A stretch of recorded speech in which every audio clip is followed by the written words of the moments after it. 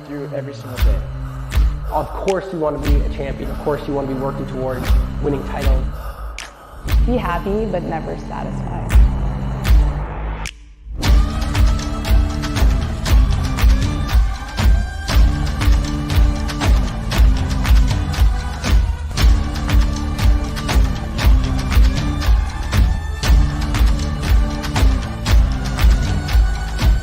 Better than ever.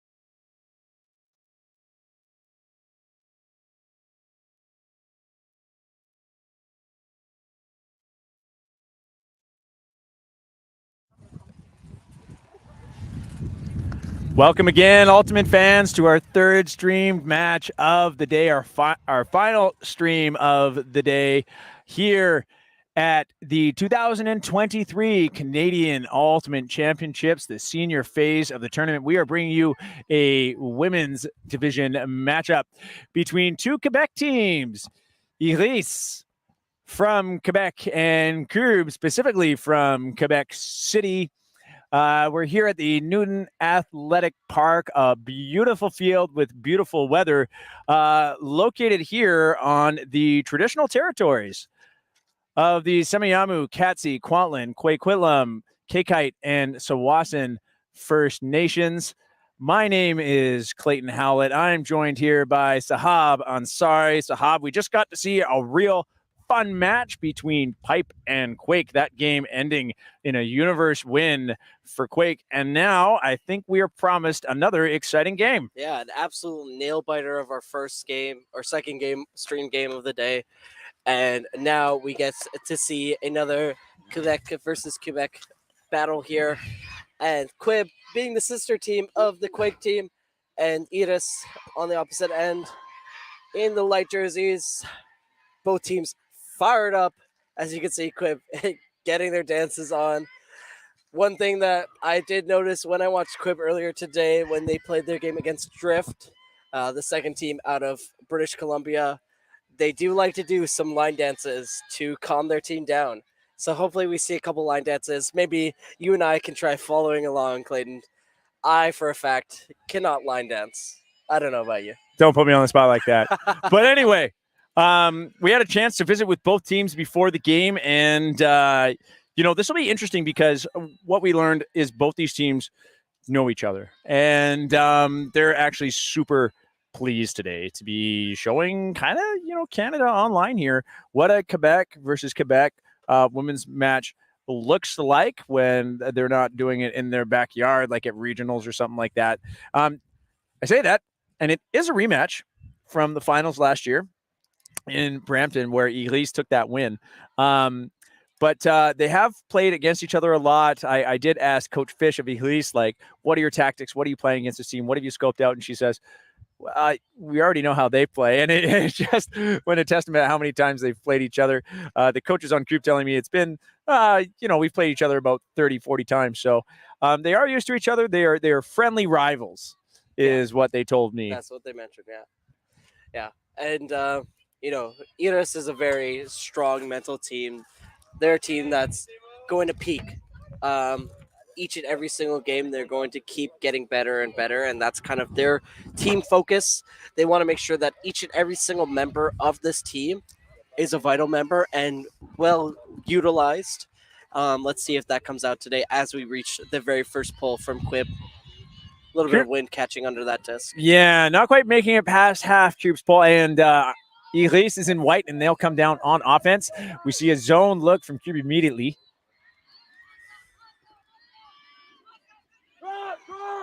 Beaudry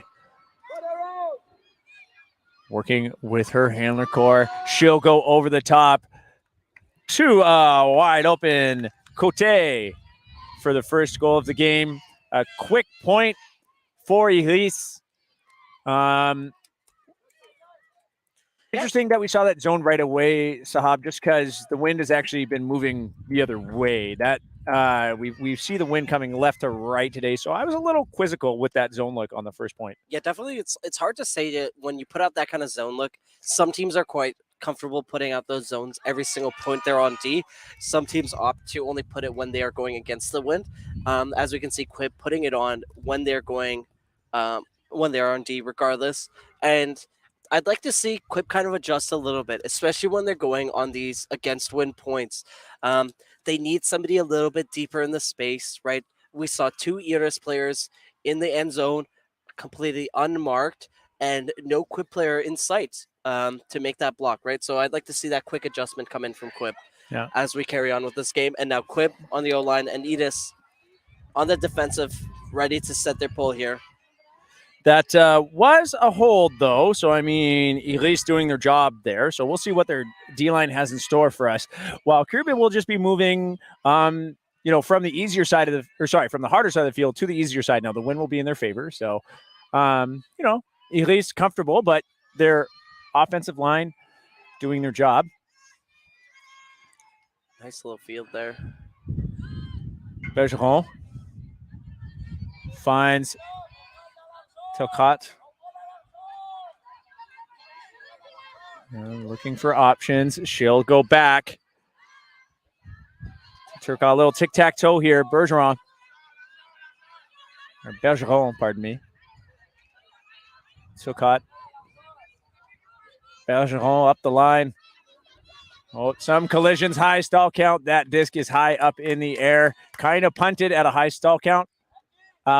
Stall down was called, or a stall, I should say, meaning we got to 10. And Sheila Quinto's marking where the disc will come in as it never. Yeah. Oh, excuse me. You know what? I don't think it was a stall down. I just think that was put up but never came in. It never came in. Yeah, there we go. Yeah. Regardless of the stall counts, it was never in. So we're going to continue on from up here on this field, right by the brick mark. Iris able to stick through a blown tire to the handler reset, and they find Comtois for the goal. Iris showing no problem with the wind, kind of playing through it like it's not there. The score now 2-0. Now, fun fact I learned about Troop this morning, they don't have an O-line or D-line. Oh, interesting. They have an upwind and downwind line. Oh, so okay. You're going to see the same players usually moving in the same direction, right? We've got a wind that is moving left to right. So this staff right now would be the upwind, and we might see downwind later. I said, but what if there's no wind? To the player who helped me out. And she said, well, it's just line 1, line 2. So they've decided that they're going to, be good at both things. And I kind of respect that. I like the idea that, as an ultimate team, you have to recognize that every player on the team has to play offense and defense. You can perhaps play into the fact that if you have a fairly even team, skill-wise, talent-wise, and abilities, that maybe there is a line that just happens to be better at the wind. And if that's what you want to focus on, then you can generate an upwind and downwind group. Definitely. And it is a very good strategy, right? It allows you to really even out your lines and have both lines able to play defense and offense. And now, as we see, the pull coming in from Iris. Colbert's pull fielded, went pretty deep. Allard will move it up to Drouin. And they're finding a hole through kind of a sloughy match defense. Saint-Jean looking for a reset.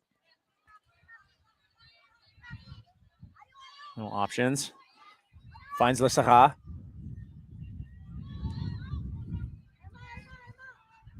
Gibel. Lesara. That disc going to pop up high in the air. Lots of folks in the area. A clean defense.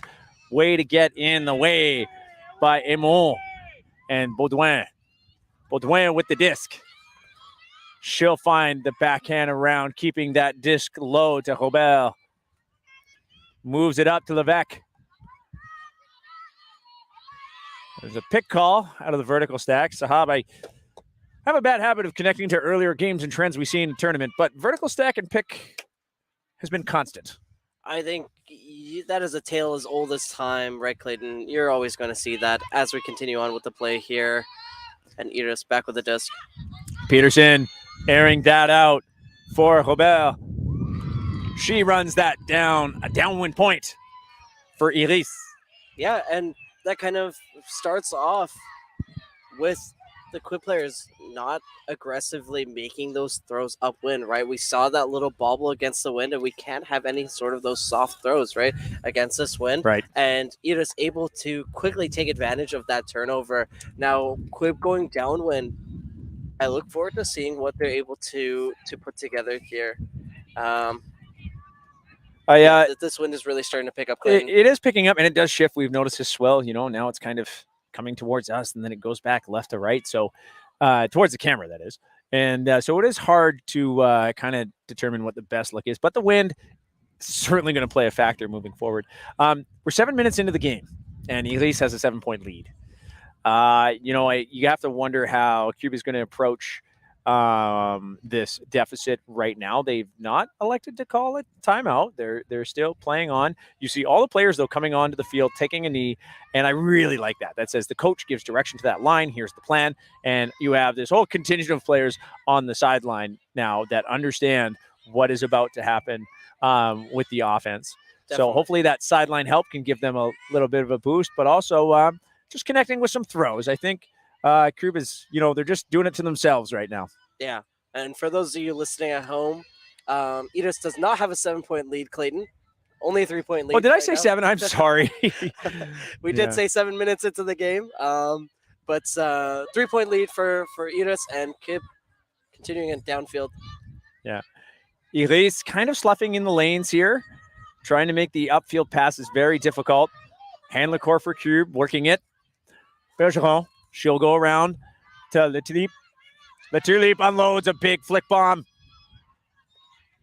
Cotal Dubé outstretches, but it's just a little bit too far. And when the wind is moving left to right, the wind pushes it down just out of reach. Yeah, and a wonderless effort. Iris lining up in their vertical offense. Once again, a point deep and then a jack. Oh, Macked. But still right into the hands of Corinne Massé. Peterson finds the reset to Lyonnais. A little tic-tac-toe as Peterson gets it back. Lyonnais gets it back from her. This is interesting, watching the stack, letting their handlers play with it. But it seems Turcotte is there to read the play and make the defensive alert. La Tulipe, scooper over the top. Finds Govel. Curb now, seeming to break out of this slough they're dealing with earlier, and just off the hands. And on the second effort, La Tulipe is not able to bring it in. Great effort. So, from La Tulipe. Lyonnais will pick up. And now you're just in their end zone here. Oh, and then elevating number 9, Comtois, and Malte trying to clean up the second effort, and neither can bring in the disc. Cube with another chance to hold. The wind calming down for a moment.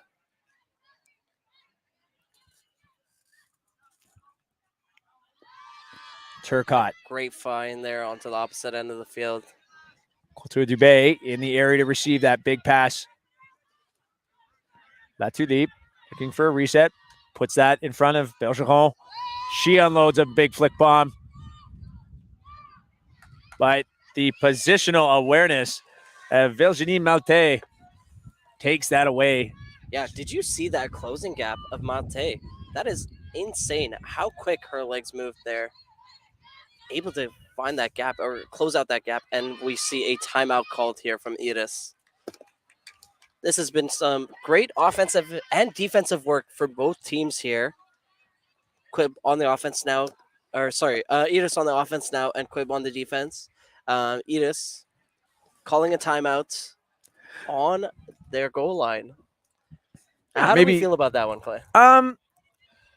Well, sometimes it comes down to maybe this isn't for a plethora of reasons why we should call a timeout on our goal line when we have to go upwind. But you might be thinking as kind of a line captain, right? That you're thinking, well, my line right now is super tired and our cuts are falling off. If we have any hope here, it's to take a rest, right? Maybe it's not the fact that, no, we're still going to get open. We still have a plan. We're still confident in our cutting, but people are starting to show some fatigue. And then if that fatigue is persistent, then we probably will turn it over. So maybe this is, hey, we just need a rest and a little bit of a regrouping here. I do support that timeout. And, when Levesque called that, you could kind of tell she was thinking, my team needs this. There was no hesitation. She wasn't told to do it. She's just like, y'all, let's just relax and look and see they get into a set play here too. So now they have more of a regroup and a plan. We see this split stack. And I like to see what Iris can really make out of the split stack here. Perhaps maybe looks like a little bit of a poachy look from Quib. A smart poachy look. I mean, that's what you want to do after these timeouts when a team sets up a play, try and get in their way. I mean, these teams have played each other so much that I wonder if Elise is trying to show something to Cube that Cube hasn't seen before. Yeah, and as you could hear, Cube's coach upset, trying to make sure that their players standing in the right spot and continue on. With the D, Bergeron. She finds Saint-Jean. Saint-Jean will go back to Bergeron. Now Cube showing some confidence. Gauvert. Found Pepin, who puts it out to a receiver. And after jostling it a little bit and keeping us all excited, Roxanne Couture-Dubé brings that in. And Cube gets on the board. An amazing grab. I'll repeat again. Composure from Cube, right? Yeah, composure. Definitely way to stay calm and collected here. Great catch from Quib. They're not easy to make that, right? Great movement there. And that all starts right from that timeout and a great defensive set from Cube there to make sure to find that block, right? Great elevating grab for the block, and they're able to move the disc downwind effectively using both ends of the field and eventually finding a nice around flick to the end zone with a little bit of a bobble, but ending up in a score. So Elise is up several breaks, but I'd love to see how Cube you love to see how teams like Cube right now bounce back.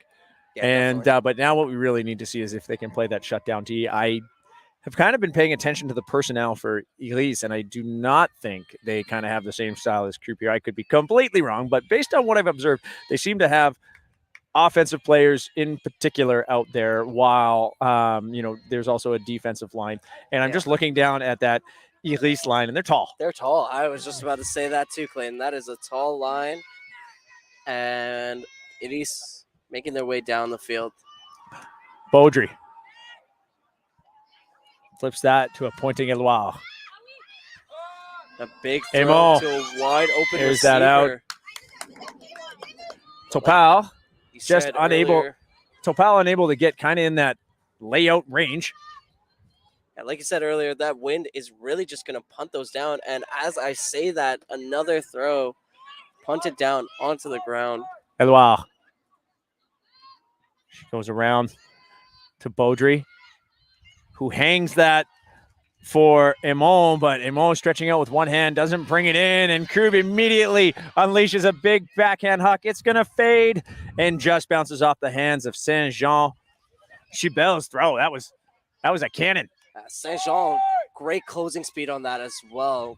Quick legs, Oh, quick not movement. Saint-Jean. I'm sorry about that. That was Drouin with the big huck. Eloise taking off for the huck from Godel.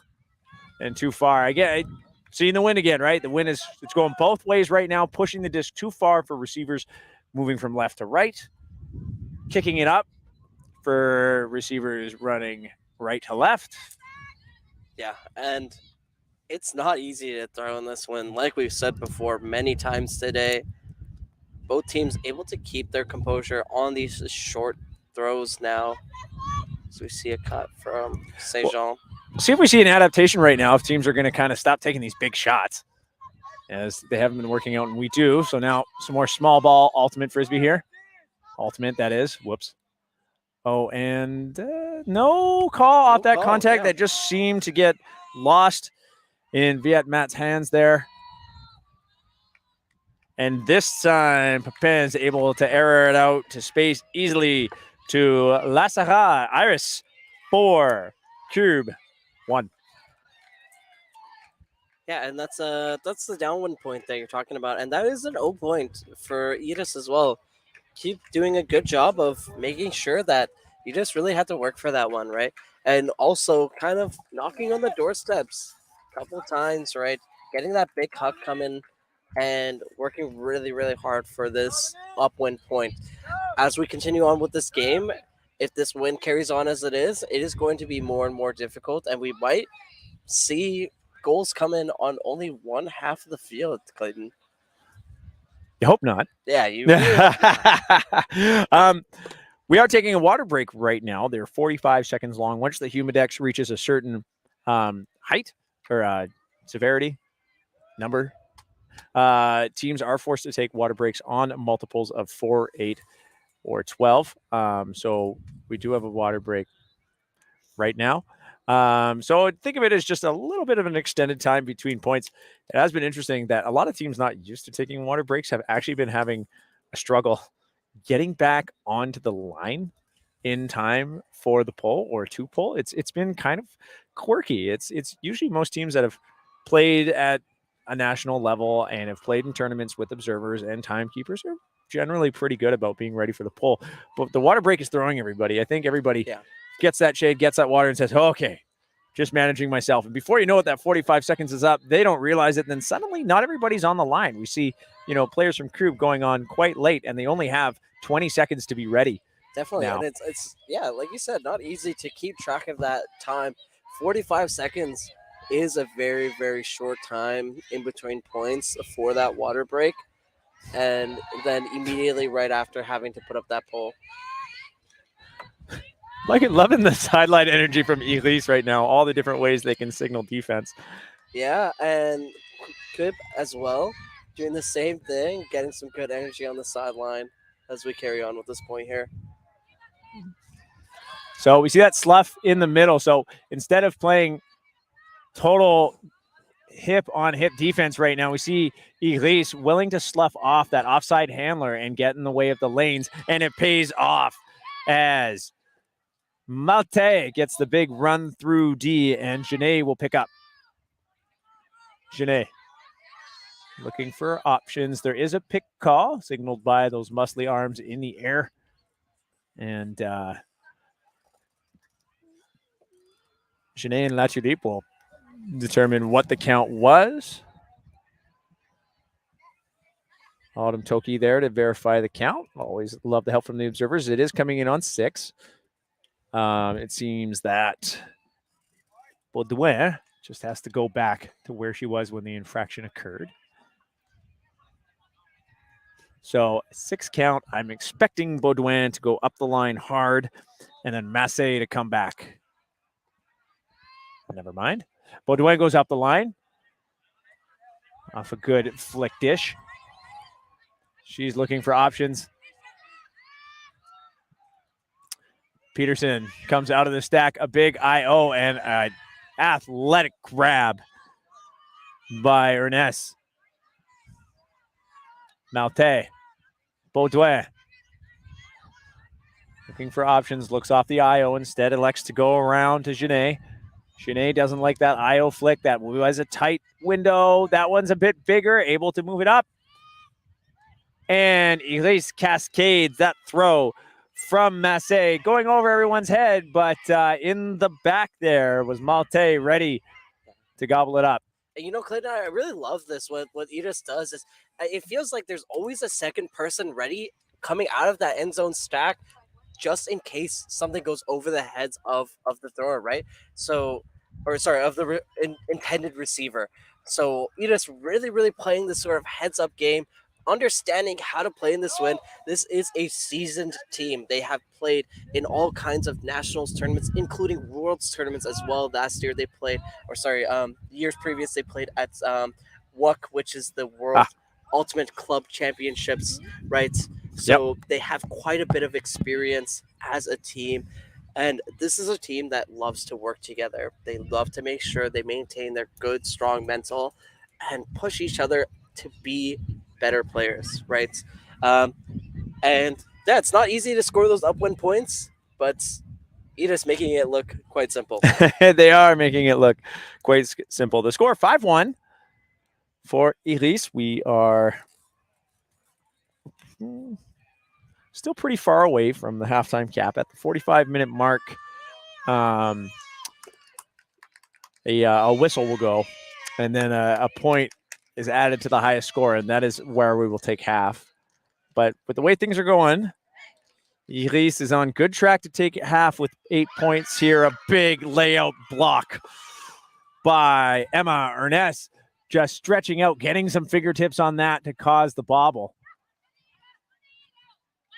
Lyonnais moves that around to Ernest. Hitting the ground is Comtois, and she'll put that out to space for Lanielle Ducharme.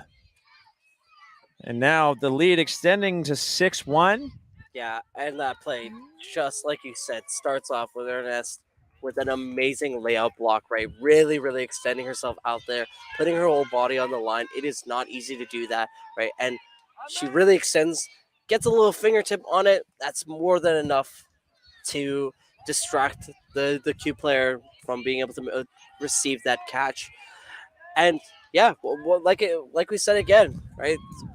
Edis able to get these quick deep points, right? That was probably one of the quickest points that we've seen this game. Edis quickly transitioning and getting that downwind point, what they need from their D-line, right? And as their D-line steps back onto the field here, I'd like to see if they're going to end up doing anything different going upwind. Yeah, it's the old saying, if it ain't broke, don't fix it. What they've got going on is working. They are showing that they're able to make those great defensive plays. Yeah. And starting from a lot of organized planning in how they're going to throw a defense. Last time Troop was going downwind, what we saw is that the players on defense that were marking handlers and handlers that didn't have the disc, they would slough. They would go poach in the lane to cause any easy throws that would just be 5-10 yards to no longer be an option. See if we see it again here. We don't. Seeing a pretty honest match defense here. Bergeron able to find a receiver in the middle of Laurent. She will flip that up to Couture-Dubé. La Tulipe puts up a flick. It's an OI. It's going to fade. It's moving away from everybody. And Fautier, with the excellent read, knew exactly where that disc was going to go and was all by herself to get it. Finds a reset in La Tulipe. Fautier gets it back.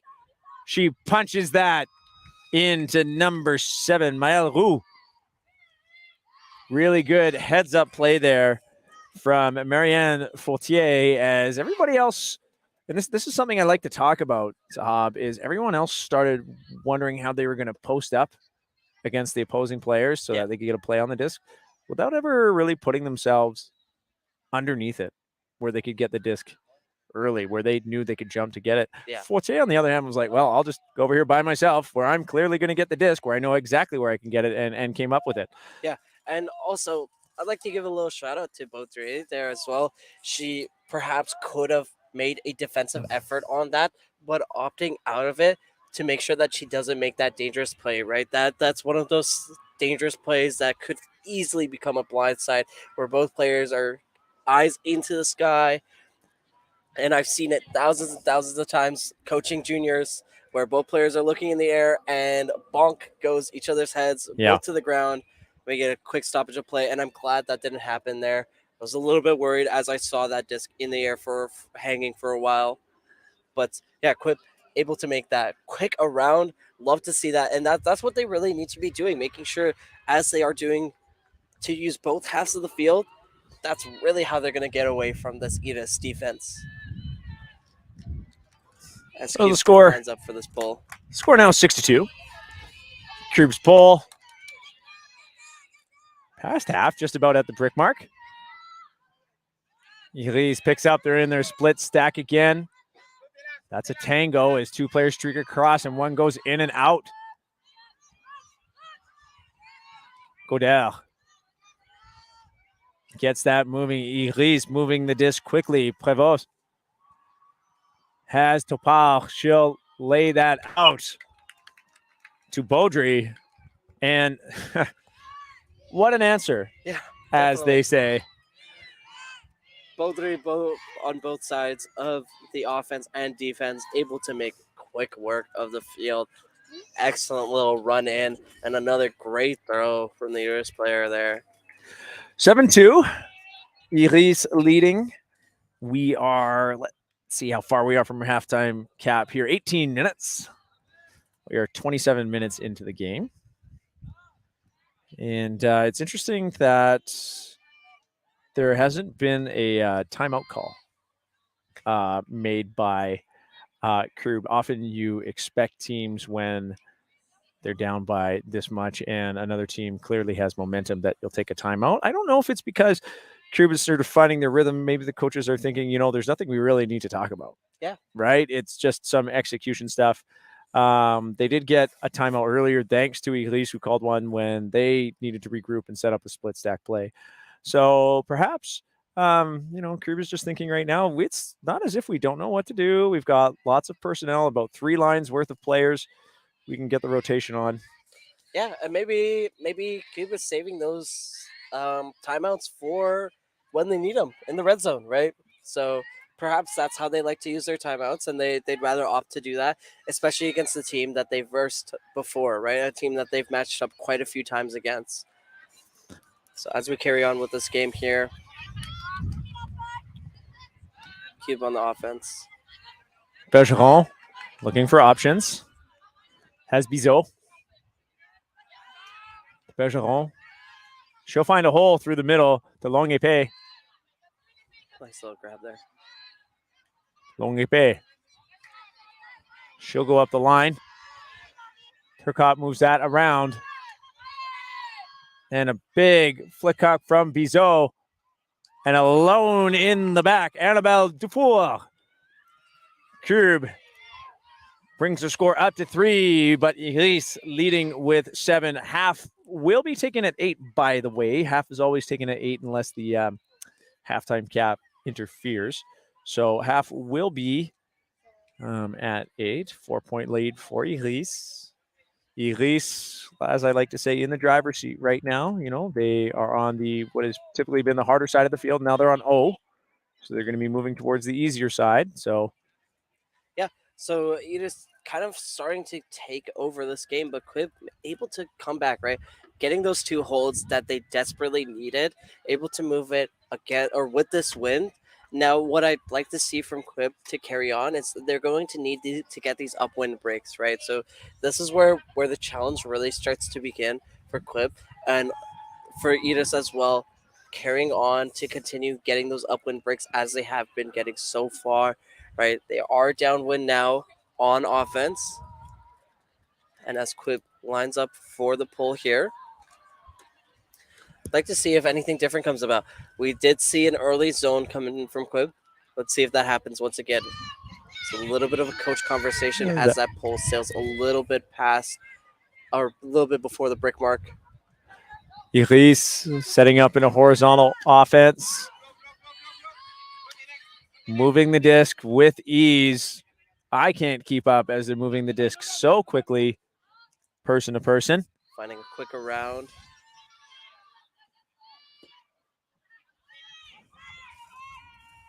Edouard airs that out to number 95, Bisson, but she's unable to reel that in as the wind kept pushing it away as she tried to make that grab. And Bisson also tried to keep that in. It looked like on the far side of the field, she would have just been barely out if she had grabbed it earlier. But now, as you see, Quip getting set up here. And it looks like, I believe it's Drouin with the disc. Iris, you see some players with their back to the disc there. They're trying to throw that poach in the middle. Ooh, athletic save there by the Cube handler. We'll find out who that was. Give credit where credit's due. But a tight throw, and Cote is able to reach in there. A foul called. Looks like a foul strip, as Drouin is arguing. Hand signals, we love it. Thank you, Cote. Foul, no contest. Drouin will keep the disc. maybe she didn't contest it because she wanted to get a Callahan. As we see, carrying on to the field here. Allow. That's intercepted by Chu. Quick And downfield look. Cote available in the deep end for Topal. And Iris increases her score to 8, while Cube has 3. So that should bring us to halftime. Sahab, I mean, there we just really saw Iris put on pressure as they could feel themselves as sharks circling. I think part of this is a little bit of a confidence thing, right? Quip not having the best game in regionals against Edis. Edis having that strong showing, right? Being a long-standing team. And it does come with that little bit of confidence, right? Both teams, it isn't easy to play on the stage, right? When you have all these people standing in the stands, sitting in the stands, and also people watching at home on stream. And along with this wind, I'm sure you could probably hear it coming through the microphone. It is getting gusty. Really starting to get strong. And as we carry on to the second half, I'd like to see Quib make a few adjustments, right? Make sure that they're able to get those good arounds, make sure that they're able to force those blocks, making sure that they're not getting broken on the throws. And Edis, what I'd like to see them do is carry on as they've been doing so far, quickly moving the disc, finding the gaps in the Quib defense, and punching it in with those big throws. They'll have time to talk about it in this 8-minute half. We'll be back with you in about 5 minutes as we take a break ourselves. Stay tuned.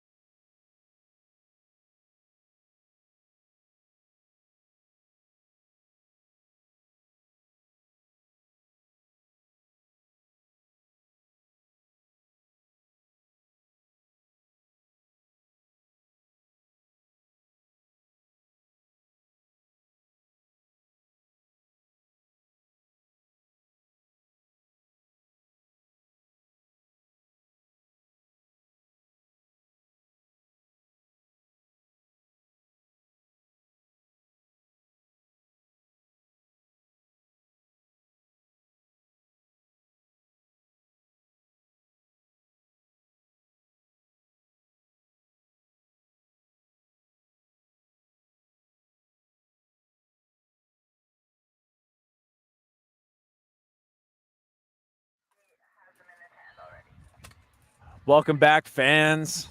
Our final streamed half of the day about to begin here on the B Apparel Showcase Field here in Surrey, British Columbia. BE Ultimate, one of the sponsors of this tournament, providing apparel to the staff.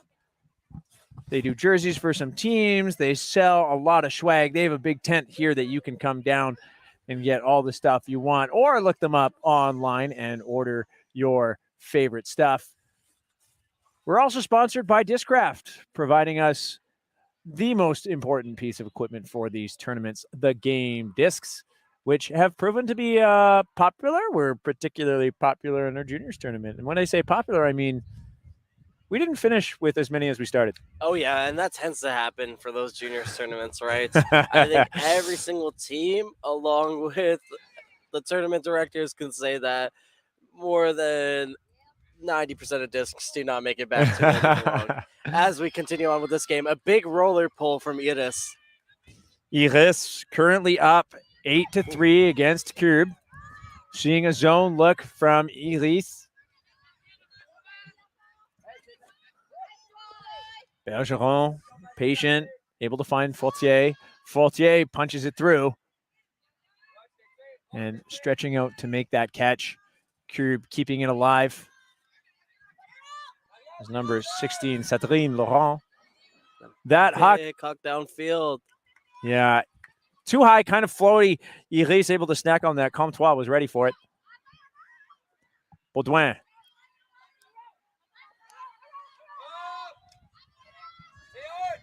Robert puts that out in front of Levesque in the wind. A good snappy throw to get through it. We might see some people showing off their muscles, but no, that is the pick signal, as there is a pick in the vertical stack. Yeah, Stall coming in at 2. That we've had in a little while, so yeah, overall been quite good between both teams. Baudouin looking around to go to Comtois, but that bounces off of her hands. Curb. Oh, Comtois really working hard to try to get that one back.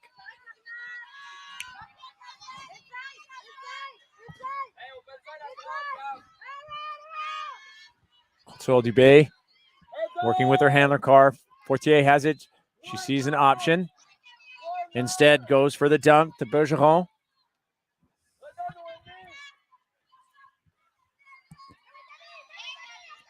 To Pepin. Laurent. Looking for options. Pepin's able to reel that one in. And unable to convert. Daphne Gouvert. Yeah. Those soft throws just are not easy to convert with, right? They don't stay up in the air long enough, and it's not easy with this kind of wind. Baudouin. A snappy backhand to the break side. And Comtois is able to move that up to Zhu. Zhu. The wind kicks up her throw. Lots of bodies underneath. Massé able to post up. Massé flips it to Baudouin for a reset. Baudouin not really seeing any options until she finds a backhand break. But number 88 for Curb, Camille Bizot, with the big hand block, forcing that disc into the ground to keep this point alive for Curb. That was a little interesting. I thought I heard a little bit of a clap between hands, but maybe that was between the disc and the mark there. Bergeron goes up the line to Marianne Fortier. She was open, but it just goes through her hands. Yeah, Fortier makes it a good cut, but unfortunately with this kind of wind, it's not easy to get that pinpoint throw there. Baudouin. Oh, holsters that dump. Started to run out of time. Massé trying to get big again. There's lots of traffic. And that disc is knocked down by Cube. Number 3 there. Oh, that time Fortier elevating for that pass from Bergeron. They find Pepin in the middle. Fortier. Coulthard Dubé puts that out in front of Bergeron, but with the wrong edge on it, that wind just pushes it away from her. Baudouin will pick up once again, calls a timeout. I like this one, Sahab. Right now, we see that Baudouin was holding the disc for a long time. The last few times she's had it in generally the same position of the field, not really getting the cut she's wanted, didn't get the reset she wanted. And last time, kind of got lucky, and then it was a disorganized offense all the way the rest of it down the field until that big kind of sky ball. Yeah, definitely. And these kind of upwind points are the most important ones, right? She knows that. We know that. And almost everyone on the field knows that, right? They understand that these are the most important ones where they're really going to make or break the game. So she wants to make sure that she can secure this in for her team. And I agree. I do think that it is a smart decision to make that timeout call and a veteran decision at that. Carrying on here, I'd like to see what Iris pulls out as we're just now finishing the timeout. We get our offensive set ready. We've seen Iris do some pretty nifty plays. Yeah. And out of their personally, I timeouts. love this. Having the observers here, making sure that they're keeping track of the timeout calls. Oh, yeah. Yeah, it's really nice. Coming from a juniors coach who tends to see timeouts go 3-4 minutes long, I love to see these quick timeouts. Yeah. Now, whatever offense sets after a timeout, the defense does get an additional 20 seconds to work out where they're going to go. So we see a very rigid formed vertical stack here. Yeah, and this is sort of a poachy look from Cube. Yeah. Right, they got players on both sides of the field as we carry on with the play. They'll go around to Levesque. Levesque finding Comtois. Robert gets that back to the middle to Baudouin.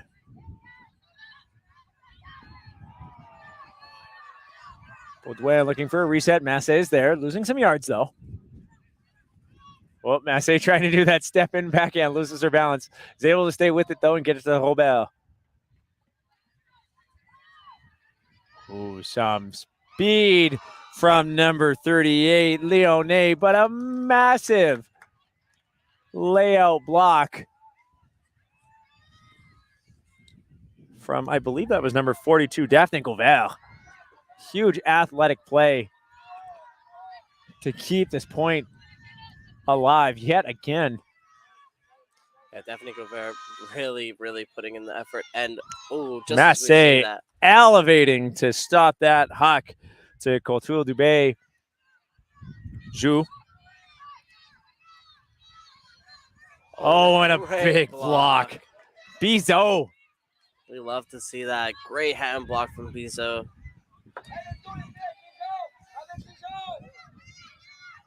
Cube. Finding the small dish to Bergeron. She will call a timeout. Our second timeout of the point. The first taken by Cube in this point. The score still 8-3. This is our first point out of half.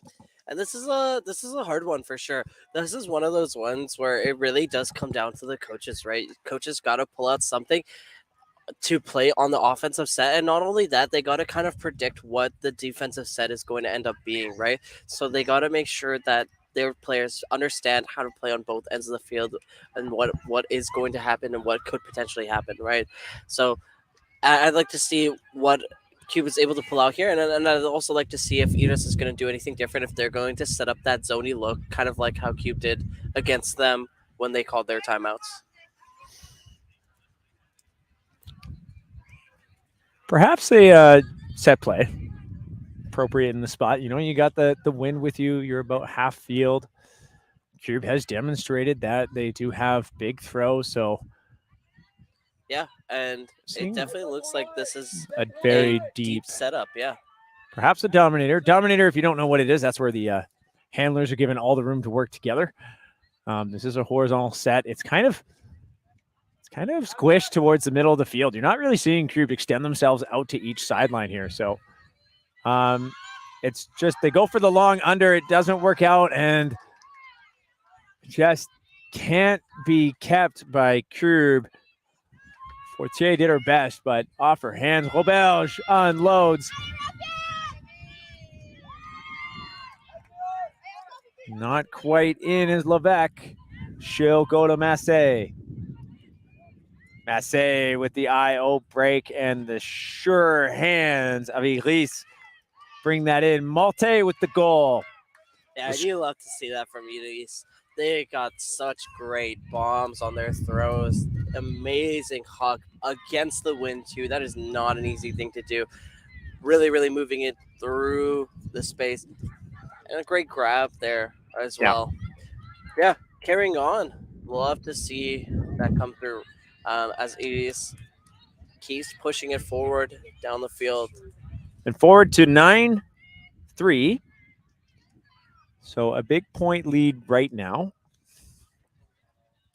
And now they're on that difficult side of the field. We're still 35 minutes away from soft cap. So should we approach that time, we will let you know how that is going to work. Yeah, it was quite a little bit of a difficult play for Cube there. They were quite close on the goal line there, maybe once or twice, but not able to punch it in. And yeah, it really does seem like they're starting to figure out their rhythm overall, right? It's not easy to kind of play in this sort of weather. It's not easy to play against a team that you've played against multiple times. But I really, really do enjoy seeing how they're moving it up the field as a team. As we get this pull coming through from Iris. So Iris coming down, match defense, but you see that poach in the lanes we were remarking earlier to break up the play. Allow. Looking for an option. Goes to Drouin. Drouin runs that down. She tries to put that out in front of Lassara, but she was kind of already boxed out by Elsa Chu. They're having a discussion. That's a tough one, Sahab. I feel like I think Danny had brought it up, but someone brought up something interesting the other day and said, if you're going to throw into coverage and you know you're about to receive it in coverage, these foul calls can be a really difficult thing because she already had position and then they both reach for the disc at the same time. Yeah. And as we say that, the uncontested call is coming through. And when the block did happen, I did notice the Edis player looked over at the Q player kind of before the call was even made, trying to just check wondering to see if she was going to make that foul call. So, and that foul call is made, but it does not matter as we get a wonderful hand block by Leniel Duchalme. Edis back on the offense. Pick called.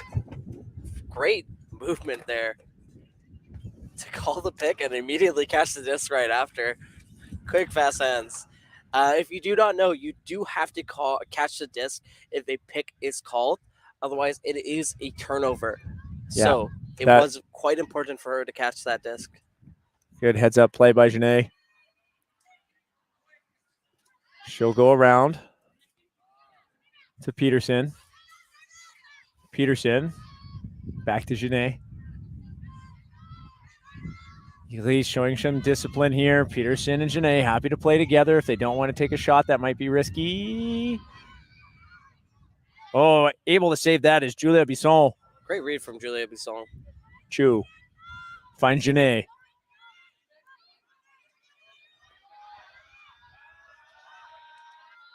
And that flick is a really tight shot.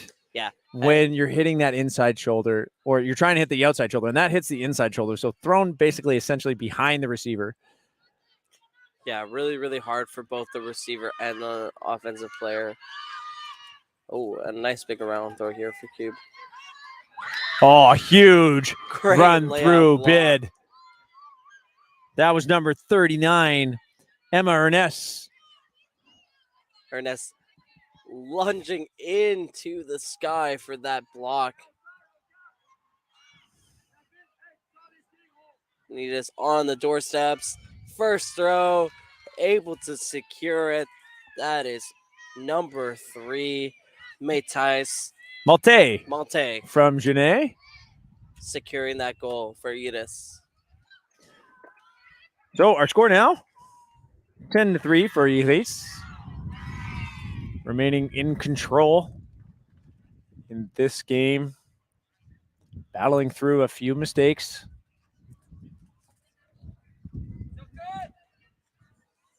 But Cube showing their professionalism, their composure as they put out a line.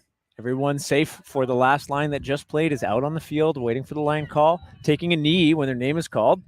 I'm stealing that. Can tell how many people you've called. Yeah. That's I always call 6 and forget the 7th, and that is a very good strategy. Yeah, and on these kind of games where you have the observers and you're kind of on this time limit, right? You gotta be fast. You cannot be slow when you're calling the line, when you're prepping your team, right? You otherwise you just won't have time to let them know what you want them to know on the line, right? And yeah, it's quite effective a way of getting the team together. And yeah, perhaps I might steal it as well. So Edis now ready for the pull. it'll be into the wind as it is moving left to right at this moment. And it's going to turn over on its edge there. Looking IO at first. Goes away. Lands in bounds, though.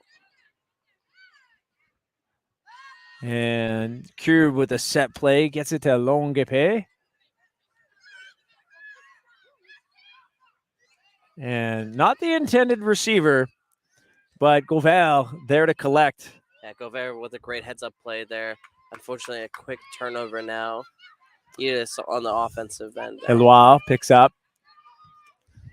Finds Beaudry. Beaudry's going to throw a laser that doesn't ever really go higher than anyone's Low hip laser, level. But it is called a foul here. A foul is being called. Oh, thank you. And as we continue on with the play here, we're trying to get people to stop. I didn't even notice. Good eyes there, Zahab. I and basically everyone else on the field thought we were just continuing on as normal. So perhaps why that throw was so low was there was a foul on the throw. Yeah, and it seems perhaps that the foul is going to be uncontested. Observer ruling not necessary as we carry on with the play. Stall one. He's looking for a reset. They find Prevost. Great around throw there. Emo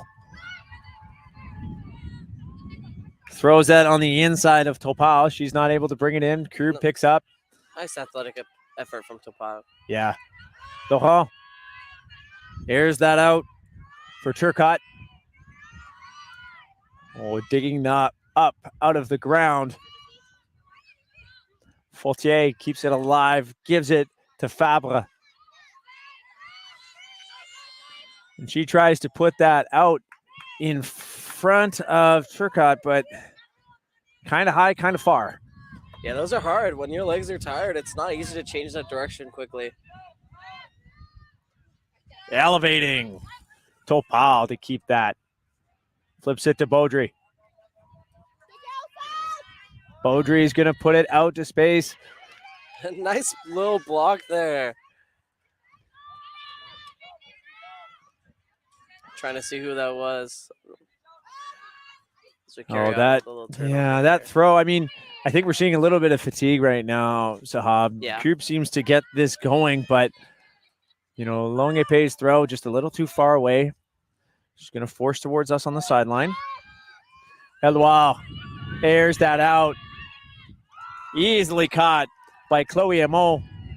Great throw, especially with the wind, just to have the confidence to put up that half-field bomb with the right edge cutting into the wind, and it just sits. Yeah, and for that's Amo. some amazing communication between teammates, right? They looked at each other, and as soon as she picked up that disc, she launched it knowing that her teammate would be on the receiving end of that. No questions asked. The score, 11-3.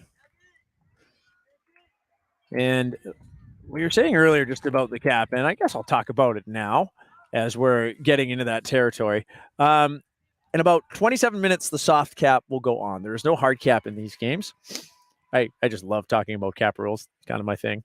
And when the soft cap horn goes, the current point will end and the ensuing point won't be played as hard cap. Instead, they'll look at the scores, and the highest score will have one added to it, and the first team to that score will win the game. So in these games, you have to score to win. I mean, Iris, kind of like they were in the first half, on track to beat the cap to 45 minutes. They got to 8 before 45 minutes. Right now, we're kind of seeing them 4 points to go, running away with this game. Fatigue is setting in, though. So we could see a cap, or Iris could close this out with 15. I think a little too soon to tell, but they definitely haven't let up the pressure against Cube. Yeah, and like we saw during that last game, that rule set is the difference maker, right? That is the reason why Quick was able to make that comeback as we carry on into this game here. And it's a slough look from Iris. Oh, quick laser trying to get through. Contois just kind of sticks up her hand to protect herself and gets the D. Janae will go back to Contois. She doesn't like that up the line. She'll find Janae. Janae swinging it out to space. Leonet flips that back to Janae. Janae throws a bullet. Great second effort there. Yeah, Ernest's second effort there needed. That throw had a lot of spice on it. Curb will just answer back and try and send it down the field, but Levesque saw it coming, flips it to Robel. And Robel is going to try and put that in front of everybody, and an extremely athletic catch by Emma Ernest, twisting around in the air, extending high to make a great grab. The score now, Iris 12, Cube 3. And Ernest kind of redeeming herself there, getting that end zone grab after she just made that amazing second effort. You know, I want to mention, I really love Courtois and how she's playing both the offense and the defense here. She's moving quickly and effectively, able to get away from her defender, and on top of that, able to generate blocks. She's able to get the blocks on D, and it's really, really great to have a player on your team that's able to do things on both ends of the field, and she's definitely one of those players. Really, really, really important key player for the Edith squad here today. So we're seeing what looks like a timeout, but it isn't. This is a water break. So like I was saying earlier, 4, 8, 12 are the intervals in this game where we must take a break of some kind. 45 seconds long for players to hydrate, as it's pretty warm here in Surrey, British Columbia. Yeah, quite uncharacteristic if I do say so. Usually around this time of the year, we'd be having rain, and a little bit more rain, Clayton. Well, I'm kind of glad that's not the case. Checking my weather app here. By no means the official gauge for the tournament, but it is 30 degrees here right now. A little windy, but Humidex's reading feels like 36, which is pretty warm. Yeah. And these turf fields, they like to take the heat and just give it right back. So it is a little bit warmer here, playing on the artificial turf. Yeah, if you look closely at the ground, Clayton, you could see those heat waves. Yeah. It is hot, ladies and gentlemen. So, as we carry on here, Edith back at it again on defense, ready to pull. And yeah, here we have again the defense cheer from Edith. Loving hearing this little echo cheer. Yeah, this is really, really great. And Cube kind of responding back with their own little cheer. And as we hear an offside call from the observer. So offsides are now always on the defense. That was offside on Iris. And if an offense moves too quickly before a pull, it's actually called a false start now. So any offside you hear now for forevermore is on the defense. Number 88 with the disc. Bizot looking for options. Finds Bergeron. She'll go around to La Tulipe. La Tulipe finds Longuepay. She's able to get that to La Tulipe, but kind of spicy and just bounces off her hands. Iris with the shot here. Naomi Peterson picks up. Peterson's flick break is great all the time in the world for Lamel Duel Mausch to pick it up, but wow, kind of an uncharacteristic turnover by. That was strange. I don't know if you saw it, but the wind kind of just took over that disc. Yeah. And it did not get to the intended location that it was going to. Was a gust. It has been gusty here. Bergeron is able to get that up to Longuepay, but not in.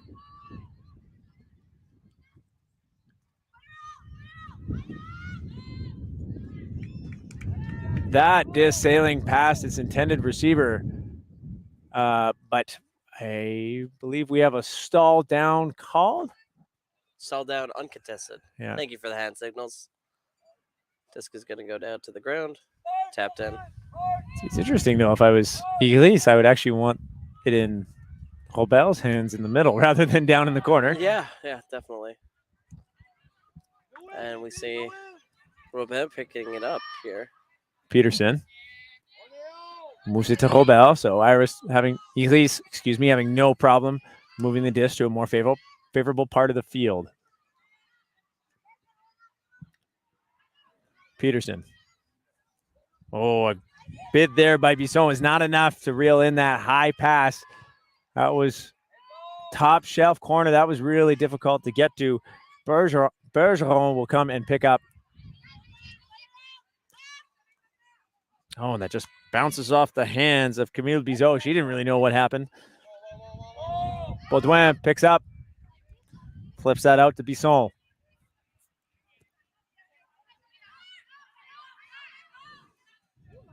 Bisson has Peterson. Peterson hits Chu. Goes back to Peterson. Lots of room for her to run onto it. She tries to air one out. But again, that kind of flips up high for Julia Bisson. And Krupp is able to get the D. This has been a long point, Clayton. Yeah. And as we hear that, the disc gets floated into the air because, and we see Robert going down with a cramp. Luckily, lots of teammates and Coach William Landy, Coach Jamie Hoover there to help her right away. Hoover, well known in Ultimate, started GOAT. Is there right away to help her out? Cramps are not fun.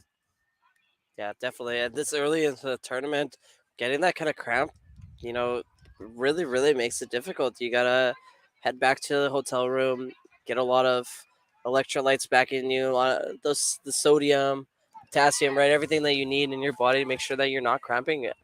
Luckily, the last round of pool play for the women today, though. Yeah. So, Robel won't be missing too much play time, and I'd say Elise is okay to lose her right now just for the day. Peterson finds Topal. Topal, big long underfind to Malte with the wheels, finds Bisson. Elise now just working it up the line, unchallenged, the jam side, but it doesn't seem to matter. That is centered to Baudouin. Back around to Baudry. Baudry, backhand break to Bisson. Bisson with the push pass. Push pass. Wow, great push pass from Bisson. To Baudry. Elise throwing some style in as they go up 13-3. 13-3 now. Yeah, Edis really, really finding their groove here, able to effectively move the disc up the field. And yeah, right after that little change in players, right off that big pull, Edis just able to effectively move it up the field. It seemed like they were tired of that point and they wanted to finish it. All it took was just a little realization. Yeah, you need to remember that discipline. You're like out there thinking, man, I am not having fun right now. Yeah. I am bored of this point. I am bored of this heat. I'm over it. And I want this point to end. And you sometimes see those, those insidious thoughts start to impact your play as you just air out hawks. You take shots that aren't really advised. You throw into coverage. You throw into the wind. Yeah. But there, Iris, like you said, finding that groove. Settling in and being like, okay, come on. Just under, smart reset, goal. And as we see, Eunice kind of in a little huddle here, maybe. Looks like a timeout to me, just based on the way that the observers are counting and coaches are not sure who time. called the timeout, but perhaps Eunice, as they are the ones in the huddle. Yeah. Well, We are just about 15 minutes out of the soft cap. Yeah, I look forward to seeing what happens here, and though this point this game has kind of gotten a little bit away from Cube, they still have a lot left in the tank, right? It might be the last game of the day, but they still have something to show, right? This is their rival, and yeah, I'd like to see them pull out a couple more points here. Really showing 110% of their efforts to bring out the last few points for the end of the game. So I see Autumn Toki, our observer on the right, explaining to the Cube coach exactly how the offsides will be called at this tournament. If offside is signaled and it's against that pulling team, the offense has to let the disc fall to the ground, and after that, they'll be told where to take it with favorable field position. But if they catch it, it's as if it never happened. Iris playing a honest match defense right now, not seeing any poaches. A good find to Viet Matt. Kind of gets Cube to break out in this offense. Gilbert looking for options. Is able to find Lissara. Her throw, though, to inside, and that's picked off by Iris, number 14, Godel. Just unable to finish those last two steps, edged out by Turcotte, I believe. Yeah, Turcotte's closing speed there is something to be impressed about. And as we see this little slough look from Edis, set up, keep trying to move the field or the disc down the field here. Cube kind of looking stagnant in the cutting lanes, no real options. Finding a dump eventually to Turcotte. Turcotte tries to move that, as fast as she can to kind of break out of this danger zone in the end zone here.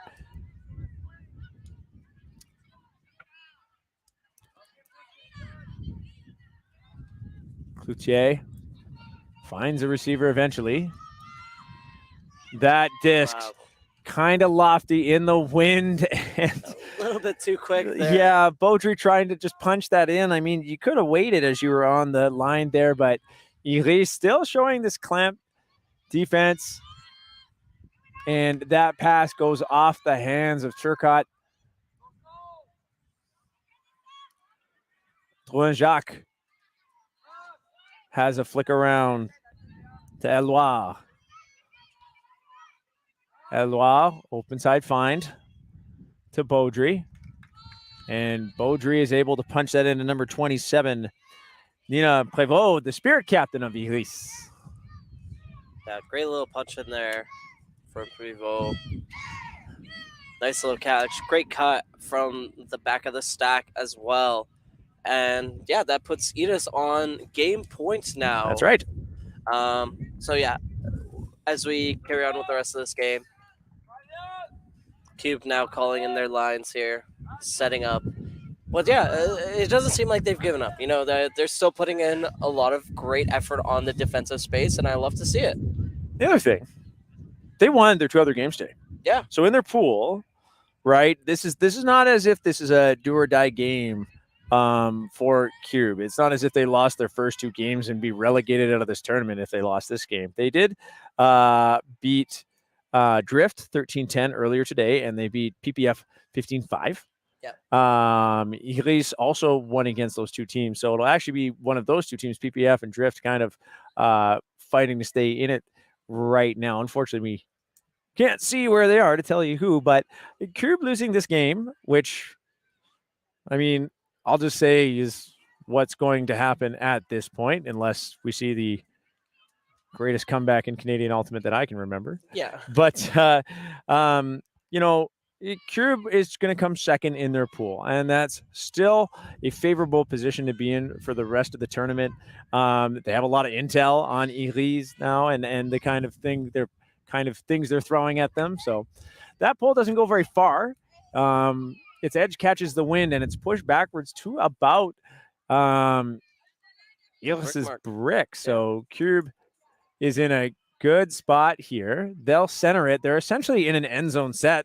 Yeah. 15 and yards is where you usually set up in the play. Tortois asking, clarifying with the observer whether or not she can take it to the middle there. Oh, nice block there. Comtois Number 9 with the Comtois, read. once again back in the defensive space and immediately making a cut on the offensive space as well. Janae finds Levesque. Levesque around to Zhu. She puts it out. We have a pick call now. Number 39 there, Emma Ernest, climbing the ladder to keep that alive. But there was a pick. I don't know if it was on Ernest. No, Doesn't it seem like it. looks like no. It looks like Zhu's check. Number 7, Maëlle Roux, needed to catch up.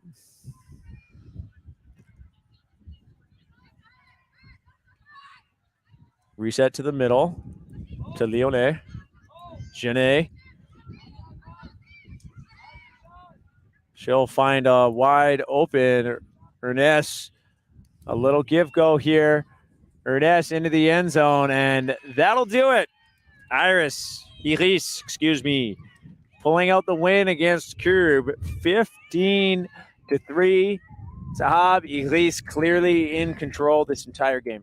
Yeah, and that's just kind of what Iris has to say, right? They are the dominant team here. They're the team with experience, and they really came out here to play, right?